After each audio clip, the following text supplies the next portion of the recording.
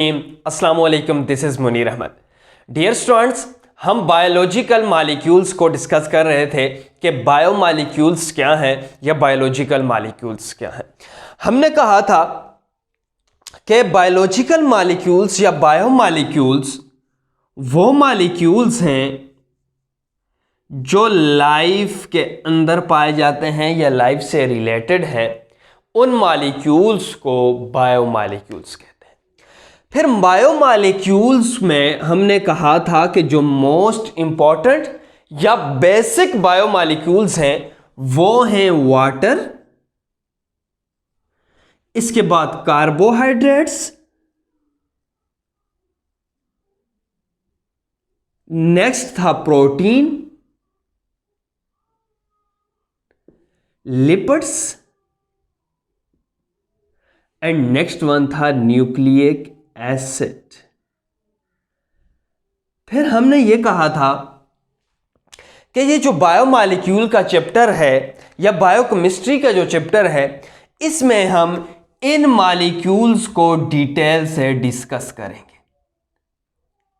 हमने इससे पहले इन दो मॉलिक्यूल्स को डिटेल से डिस्कस कर चुके हैं, वाटर को एंड कार्बोहाइड्रेट्स को। वाटर क्या है, इसकी प्रॉपर्टीज क्या हैं, इसके फंक्शंस क्या हैं। फिर उसके बाद हमने कार्बोहाइड्रेट्स की बायोकेमिस्ट्री डिटेल से डिस्कस की थी कि कार्बोहाइड्रेट्स क्या है, इसकी एटिमोलॉजी, मीनिंग, डिस्कवरी, इसकी प्रॉपर्टीज, इसकी क्लासिफिकेशन, इंपॉर्टेंस एक्सेट्रा, वो हम डिटेल से डिस्कस कर चुके हैं। आज हम मोस्ट इंपॉर्टेंट बायोमॉलिक्यूल्स की बायोकेमिस्ट्री डिस्कस करेंगे जिसका नाम है प्रोटीन। सबसे पहले आपको तो पता होना चाहिए कि प्रोटीन क्या है। प्रोटीन बायोमॉलिक्यूल्स है, क्लियर है। अब इस प्रोटीन को आज से हम इंशाल्लाह डिटेल से डिस्कस करेंगे कि यह प्रोटीन है क्या चीज, इसकी प्रॉपर्टीज क्या है, प्रोटीन को प्रोटीन क्यों कहते हैं, यह कौन से ऑर्गेनिजम्स में पाई जाती हैं, प्रोटीन के सोर्सेस क्या हैं, प्रोटीन किस चीज से मिलकर बनती है, प्रोटीन के फंक्शंस क्या हैं। इन सब टॉपिक्स को इंशाल्लाह डिटेल से वन बाय वन डिस्कस करेंगे। लेकिन इससे पहले प्रोटीन एग्जाम के पॉइंट ऑफ व्यू से भी मोस्ट इंपॉर्टेंट है, क्योंकि इसी प्रोटीन से प्रीवियस 5 MCQs ईटा MCQs आ चुके हैं। इंशाल्लाह उनको भी वन बाय वन डिस्कस करेंगे कि वो कौन से MCQs हैं और उनका जो करेक्ट ऑप्शन है वो कौन सा है। सबसे पहले स्टार्ट करते हैं कि असल में प्रोटीन है क्या चीज। लेट्स स्टार्ट कि प्रोटीन क्या है। सबसे पहले हमारे माइंड में एक क्वेश्चन आता है कि प्रोटीन है तो प्रोटीन का नाम प्रोटीन क्यों रखा है।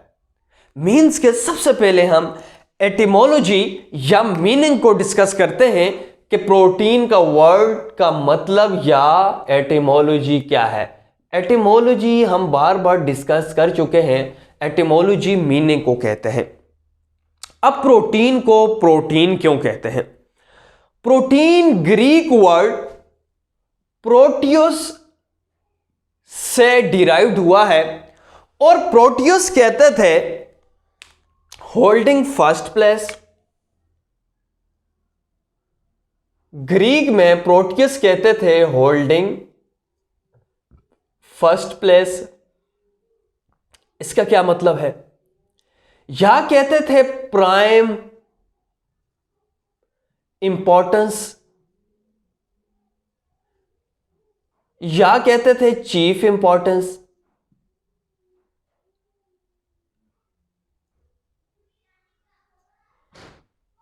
इसका क्या मतलब हुआ।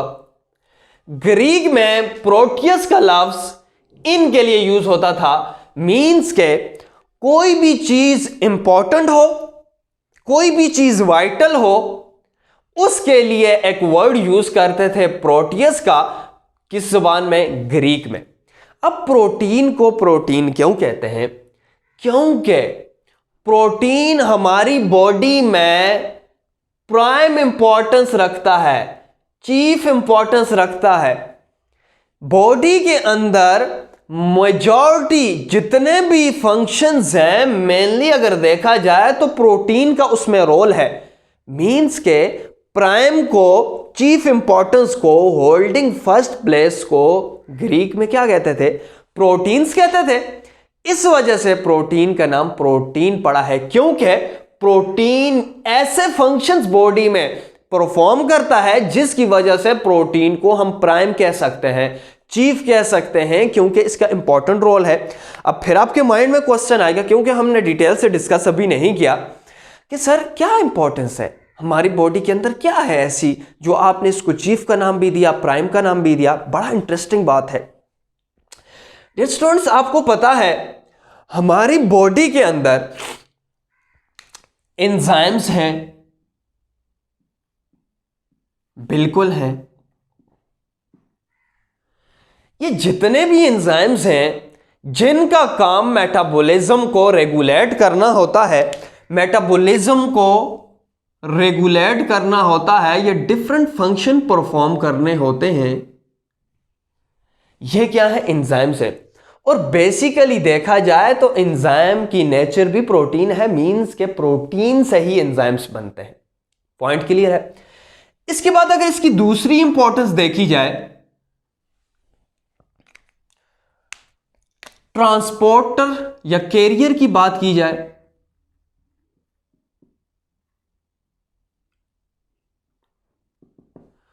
बॉडी के अंदर आपको पता है ट्रांसपोर्ट का मैकेनिज्म है। ऑक्सीजन लंग्स तक पहुंचती है, लंग्स के बाद ब्लड में एंटर होती है, और ब्लड में रेड ब्लड सेल्स हैं, और रेड ब्लड सेल्स में हीमोग्लोबिन है। हीमोग्लोबिन क्या करती है? ऑक्सीजन को लंग से पूरी बॉडी में लेके जाती है। अब ये जो बेसिकली हीमोग्लोबिन है, ये जो हीमोग्लोबिन है ये क्या है? बेसिकली ये भी प्रोटीन है। दूसरा, थर्ड अगर देखा जाए, फॉर एग्जांपल कैरियर के बाद एंजाइम्स एक क्लियर हो गया, कैरियर दूसरा क्लियर हो गया। इसके बाद अगर तीसरे की बात की जाए तो ब्लड क्लॉट। अगर कोई भी इंजरी हो जाती है, इंजरी होगी तो इंजरी के रिजल्ट में क्या होगा? ब्लीडिंग होगी। इतना ब्लड चला जाएगा कि डेथ काज हो सकती है। लेकिन अब ब्लड को जमाने में, ब्लड को क्लॉट करने में भी प्रोटीन का रोल है। ब्लड क्लॉटिंग में एक प्रोटीन रोल प्ले करती है जिसको फाइब्रिन कहते हैं, फाइब्रिलिन कहते हैं। अब ये प्रोटीन क्या करती है? ब्लड को क्लॉट करती है। हमारी बॉडी के अंदर डिफेंसिव सिस्टम है जिसको एंटीबॉडीज का अगर हम सिंपली नाम दें, बॉडी के अंदर जो कुव्वत मुदाफियत का निजाम है, जो एंटीबॉडीज है, वो भी अगर हम देखा जाए तो वो भी प्रोटीन से मिलकर बनती हैं। तो मींस के डिफेंसिव का सिस्टम भी प्रोटीन मेनली प्ले करता है। इसके बाद अगर हार्मोन्स की बात की जाए, अगर मैं यहां पे लिखूं, बॉडी के अंदर जितने भी मैकेनिज्म है, फॉर एग्जांपल बॉडी के अंदर अगर शुगर लेवल ज्यादा हो चुका है, तो ब्लड के अंदर अगर शुगर ज्यादा है तो प्रॉब्लम है। अब शुगर को कम करने के लिए एक हार्मोन आएगा जिसको हम क्या कहेंगे? इंसुलिन कहेंगे। अब जो हार्मोन इंसुलिन है यह भी बेसिकली क्या है? प्रोटीन है। मींस के बात यहां से चली थी कि प्रोटीन को प्रोटीन क्यों कहते हैं? प्रोटीन को प्रोटीन इस वजह से कहते हैं क्योंकि हमारी बॉडी के अंदर प्रोटीन का प्राइम इंपॉर्टेंस है, और इस प्राइम इंपॉर्टेंस को ग्रीक में प्रोटियस कहते हैं। अब प्राइम इंपॉर्टेंस का हमने आंसर दिया कि हमारी बॉडी के अंदर एंजाइम्स हैं जो कैरियर प्रोटीन्स हैं, ब्लड क्लॉटिंग है, एंटीबॉडीज हैं, हार्मोन्स हैं, एक्सेट्रा। ये सारे की नेचर क्या है? असल में सबकी नेचर क्या है? प्रोटीन्स है। आई थिंक ये आपका क्लियर हो चुका होगा कि इसकी प्रोटीन्स को प्रोटीन्स या इसकी एटिमोलॉजी क्या है। अब प्रोटीन्स को प्रॉपर डिफाइन करते हैं कि प्रोटीन्स को कैसे प्रॉपर डिफाइन करेंगे। हमेशा याद रखना है। फॉर एग्जाम्पल यह प्रोटीन है,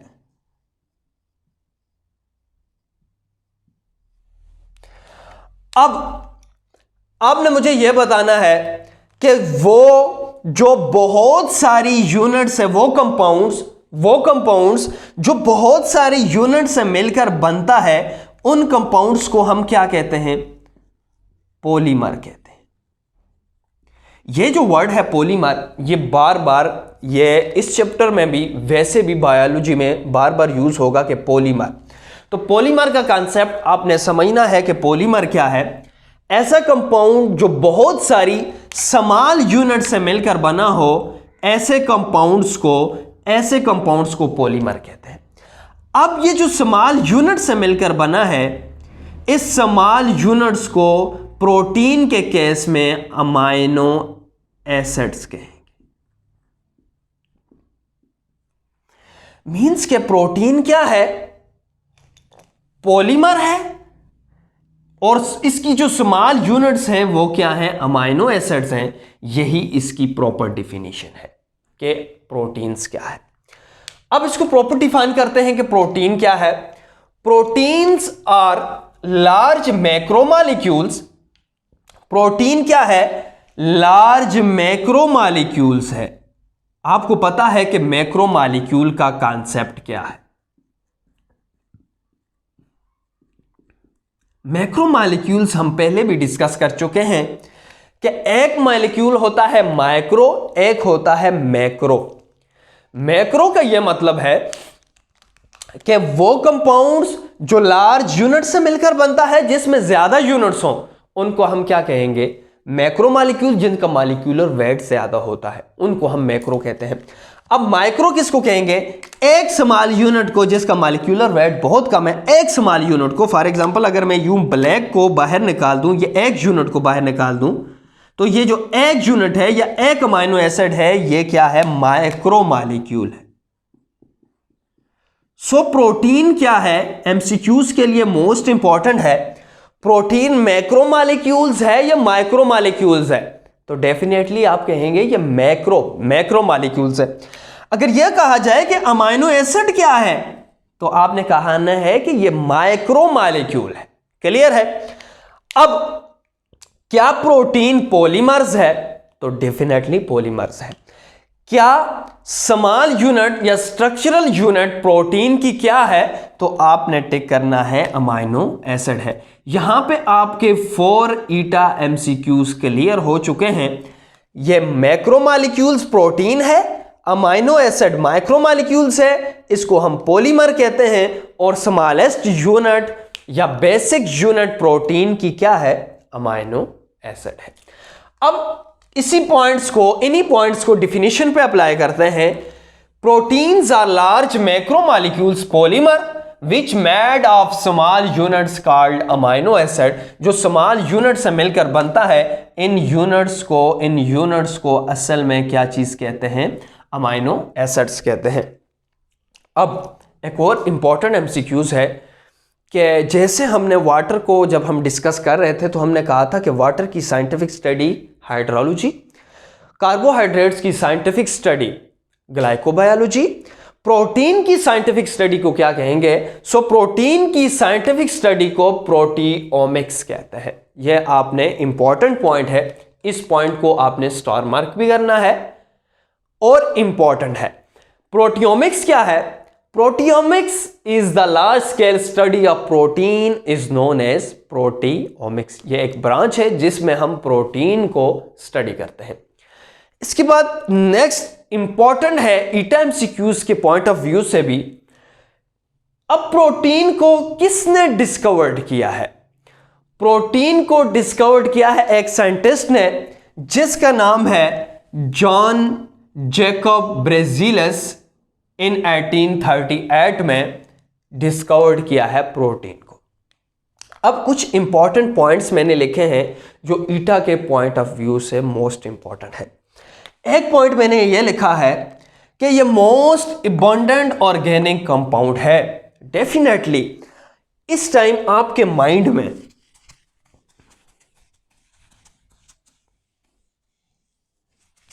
एक क्वेश्चन आ रहा होगा कि मोस्ट इंपॉर्टेंट का ये मतलब है कि हमारी बॉडी में सबसे ज्यादा है, लेकिन जब हम वाटर को डिस्कस कर रहे थे तो हमने कहा था कि वाटर सबसे ज्यादा है, लेकिन एज अ होल बात की जाए कि सबसे ज्यादा ऑर्गेनिक और इनऑर्गेनिक को रिस्ट्रिक्ट ना किया जाए, बायोमॉलिक्यूल में सबसे ज्यादा ह्यूमन बॉडी में कौन सा बायोमॉलिक्यूल पाया जाता है, तो आपने लिखना है वाटर। लेकिन ऑर्गेनिक कंपाउंड्स में सबसे ज्यादा बॉडी के अंदर प्रोटीन पाया जाता है, क्योंकि वाटर इनऑर्गेनिक है। अगर ऑर्गेनिक और इनऑर्गेनिक को या एज अ होल पूछा जाए तो आपने एमसीक्यूज में कंफ्यूज नहीं होना। एज अ होल पूछा जाए, बायोमॉलिक्यूल्स का पूछा जाए, बीच में ऑर्गेनिक इनऑर्गेनिक को रिस्ट्रिक्ट ना किया जाए, तो आपने लिखना है वाटर। अगर यह पूछा जाए कि ऑर्गेनिक कंपाउंड्स में सबसे ज्यादा हमारे बॉडी में कौन सा कंपाउंड पाया जाता है, तो ऑर्गेनिक कंपाउंड्स में सबसे ज्यादा जो है मोस्ट अबंडेंट ऑर्गेनिक कंपाउंड्स क्या है, प्रोटीन है। ये इंपॉर्टेंट पॉइंट है, आपने इसको नोट करना है। कितनी परसेंटेज है, comprises 50% of dry weight of cell. जो 50% अगर सेल में से, फॉर एग्जांपल ये सेल है, अगर सेल में हमें पता है 70% वाटर है, अगर इस वाटर को निकाला जाए, बाकी जो अगर इसमें 50% हम क्या देखेंगे, सेल के अंदर जो ड्राई सेल है उसमें क्या चीज होगी, प्रोटीन होगी। अच्छा, protein are present in all animals, bacteria, plants and viruses. ये तकरीबन हर ऑर्गेनिज्म या हर सेल्स में प्रोटीन पाया जाता है, इसी वजह से तो इसको प्रोटीन का नाम दिया है, प्राइम इंपॉर्टेंस है। अब यहां पे एक इंपॉर्टेंट बात मुझे याद आई है। अब यह भी क्वेश्चन है कि सर हमें यह बताएं कि ह्यूमन बॉडी में कितनी टाइप्स की प्रोटीन्स है। तो याद रखना है, ह्यूमन अगर बॉडी की बात की जाए तो तकरीबन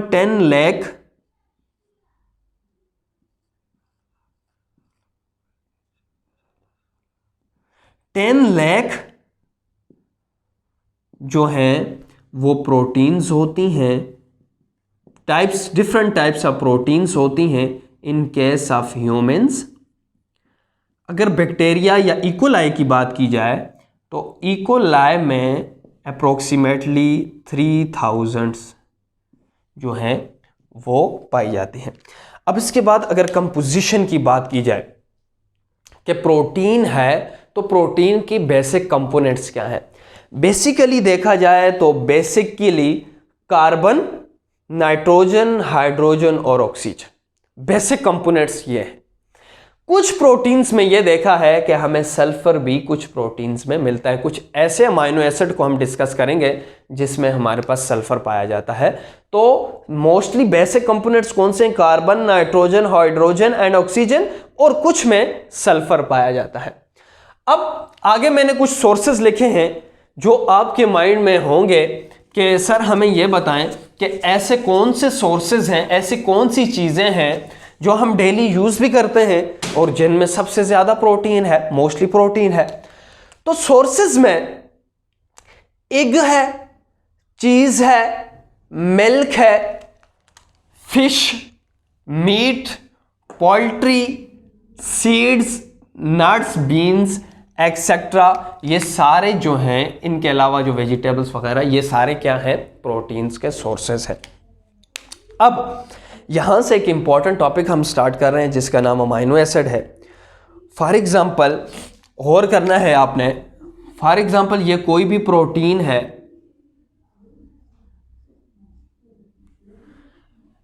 ये प्रोटीन्स अगर आप देखें तो स्मॉल यूनिट से मिलकर बनती है, इन यूनिट से मिलकर बनती है।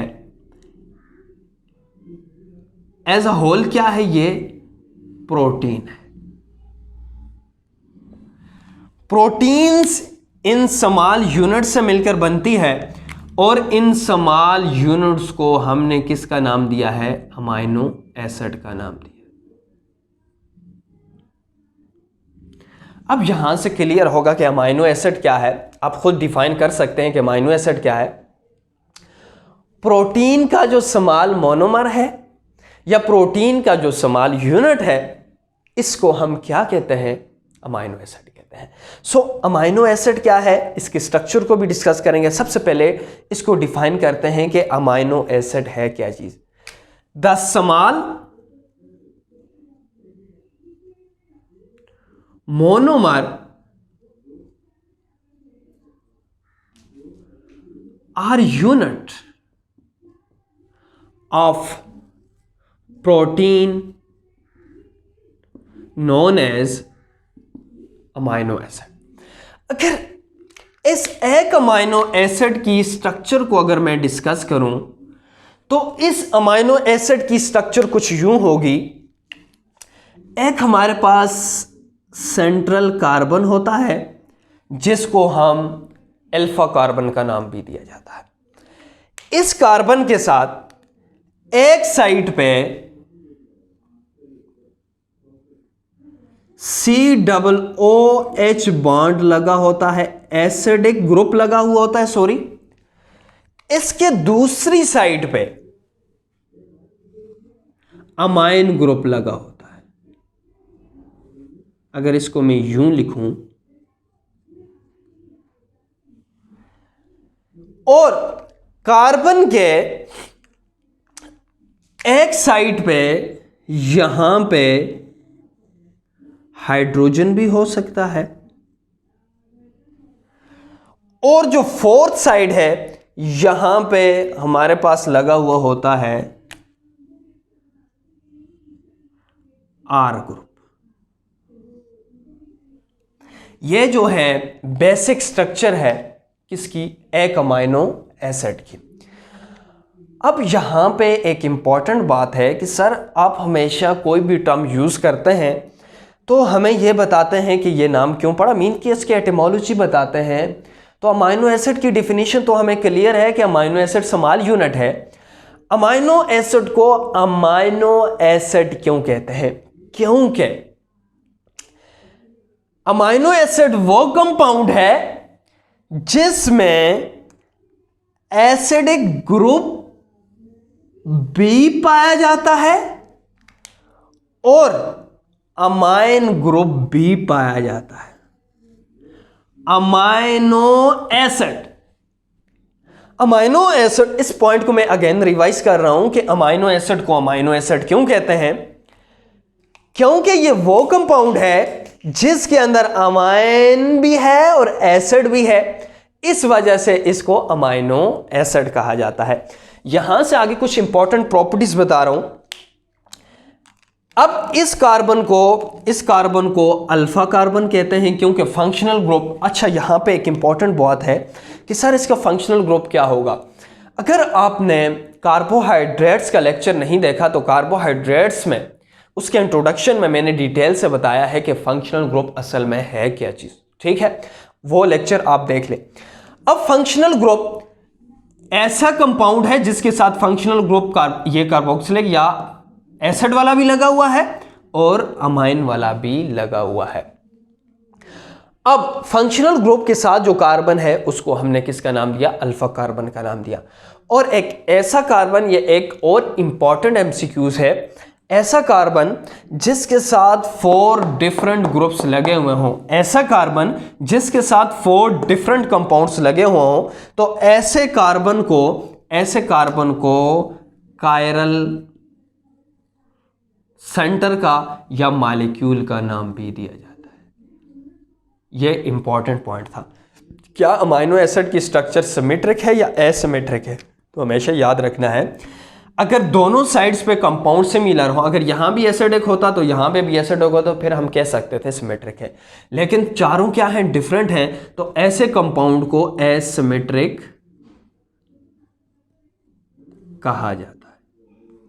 अच्छा, अब मुझे पता है कि आपको इस आर की समझ नहीं आई कि ये आर है क्या चीज। असल में हमारे पास बेसिकली 20 अमाइनो एसिड्स हैं।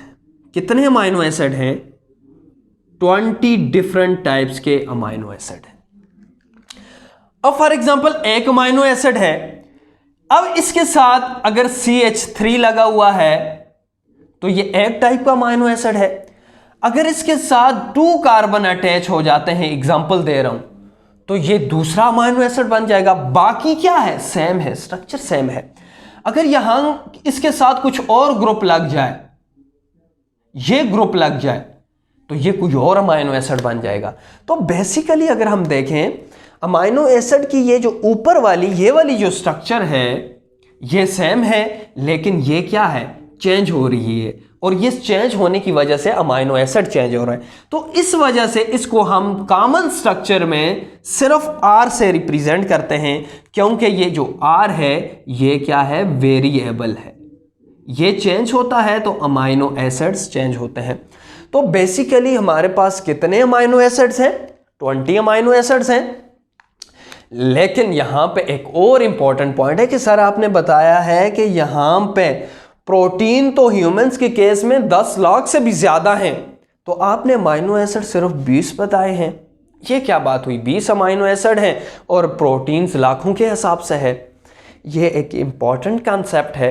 इंशाल्लाह हम नेक्स्ट लेक्चर में इसको डिटेल से डिस्कस करेंगे कि अमाइनो एसिड्स 20 टाइप्स के हैं, तो 20 टाइप्स के अमाइनो एसिड कैसे लाखों के हिसाब से प्रोटीन्स बना देते हैं। क्लियर है। फिर उसके बाद हम 20 अमाइनो एसिड की स्ट्रक्चर्स को भी ड्रा करेंगे, उनकी जो एसिडिक हैं, जो पोलर हैं, नॉन पोलर हैं, उनको भी डिफरेंशिएट करेंगे, और मोस्ट इंपॉर्टेंट ट्रिक्स की बात करेंगे कि ऐसा कौन सा ट्रिक है जो हम यूज करेंगे और 20 जो अमाइनो एसिड्स हैं उनके नाम हमारे माइंड में बैठ जाएंगे। ठीक है, इंशाल्लाह नेक्स्ट लेक्चर में इससे आगे डिस्कस करेंगे। अब हम जस्ट रीकैप करते हैं। यहां पे एक इंपॉर्टेंट रीकैप से पहले एक इंपॉर्टेंट बात है कि जो ईटा एमसीक्यूज में आज के टॉपिक से रिलेटेड एक एमसीक्यूज था, वो एमसीक्यूज ये है, high molecular mass compound was, अगर मैं यहां से रफ करूं,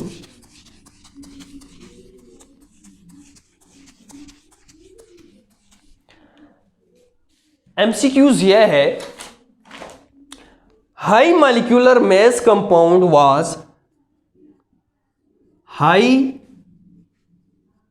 molecular mass compound was hydrolyzed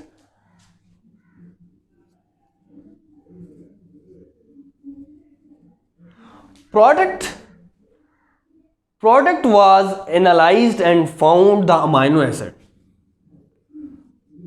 Product analyzed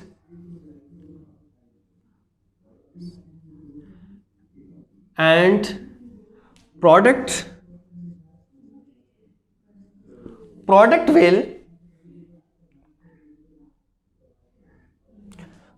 found amino acid. ये MCQs मोस्ट इंपॉर्टेंट है, ये प्रीवियस 2014 में आ चुका है। The compound are